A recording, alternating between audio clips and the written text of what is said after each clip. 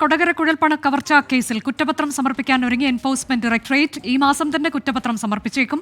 അന്വേഷണം അവസാന ഘട്ടത്തിലെന്ന് ഇന്ന് ഹൈക്കോടതിയെ അറിയിക്കും. ശ്രീകാന്ത് വിശദാംശങ്ങളുമായി. ശ്രീകാന്ത്, 2 വർഷമാകാൻ പോകുന്നു.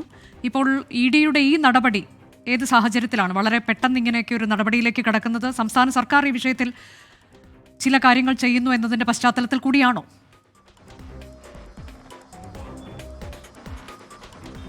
അനുജ, അതല്ല, ഈ കേസ് വേറെ കേസാണ്. അതായത് കൊടകര കുഴൽപ്പണ കവർച്ചാ കേസും ആ കവർച്ചയെ തുടർന്ന് കള്ളപ്പണം വെളുപ്പിച്ചതുമാണ് ഇഡി രജിസ്റ്റർ ചെയ്ത കേസ്. അതിൽ ഇഡി അന്വേഷണം എന്തായി എന്നുള്ളതുമായി ബന്ധപ്പെട്ട ഒരു ഹർജി കോടതിയുടെ പരിഗണനയിലുണ്ടായിരുന്നു. ഇന്ന് ആ ഹർജി കോടതി പരിഗണിക്കാനും പോവുകയാണ്. അല്പസമയത്തിനകം ആ കേസ് എടുക്കുകയും ചെയ്യും. ഈ പശ്ചാത്തലത്തിലാണ് ആ കേസുമായി ബന്ധപ്പെട്ട് നടപടിക്രമങ്ങൾ അവസാന ഘട്ടത്തിലാണെന്നും കുറ്റപത്രം സമർപ്പിക്കാൻ പോകുന്നു, ഒരുക്കമാണ് എന്നുള്ള കാര്യം ഇന്ന് കോടതി അറിയിക്കാൻ ഇഡി ഒരുങ്ങുന്നത്.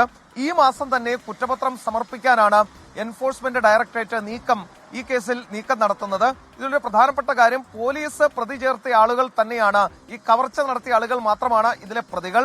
BJP നേതാക്കളോ ധർമ്മരാജൻ അടക്കമുള്ളവരോ ഈ കേസിൽ പ്രതികളല്ല എന്നാണ് നമുക്കിപ്പോൾ വ്യക്തമാകുന്നത്. 2023 ജനുവരിയിലാണ് ഇഡി കൊടകര കവർച്ച കേസിനെ തുടർന്നുള്ള ഈ കള്ളപ്പണം വെളുപ്പിക്കൽ രജിസ്റ്റർ ചെയ്തത്. അത് കോടതിയുടെ പരിഗണനയിൽ ഉള്ളതുകൊണ്ടാണ് നിലവിൽ ഇപ്പോൾ കോടതിയിൽ ഈ വിവരം അറിയിക്കുന്നത്. എന്തായാലും ഈ മാസം ആ കുറ്റപത്രം സമർപ്പിക്കും എന്ന് പ്രതീക്ഷിക്കുന്നു. കൊടകര കുഴൽപ്പണ കവർച്ചാ കേസിൽ കുറ്റപത്രം സമർപ്പിക്കാൻ ഒരുങ്ങുകയാണ് എൻഫോഴ്സ്മെന്റ് ഡയറക്ടറേറ്റ്. ഈ മാസം തന്നെ കുറ്റപത്രം സമർപ്പിക്കുമെന്നതാണ്. അവസാന ഘട്ടത്തിലാണ് അന്വേഷണം എന്നത് ഇന്ന് ഇഡി ഹൈക്കോടതിയെ അറിയിക്കും.